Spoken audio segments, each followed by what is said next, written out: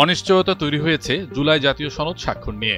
সনদ বাস্তবায়নের উপায় নিয়ে রাজনৈতিক মতভিন্নতার কারণে এই অনিশ্চয়তা বলে জানা গেছে। এ অবস্থায় আজ বুধবার সন্ধ্যা ৬টায় রাজনৈতিক দলগুলোর সঙ্গে অতি জরুরি বৈঠক ডেকেছে জাতীয় ঐকমত্য কমিশন। এর আগে কমিশনের সদস্যরা রাষ্ট্রীয় অতিথি ভবন যমুনায় অন্তর্বর্তী সরকারের প্রধান উপদেষ্টা অধ্যাপক মোহাম্মদ ইউনূসের সঙ্গে বৈঠক করেছেন।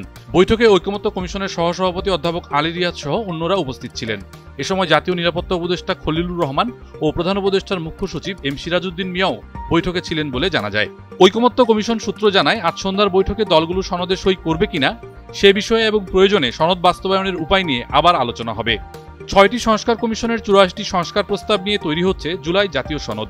আগামী শুক্রবার এই সনদ সই হওয়ার কথা।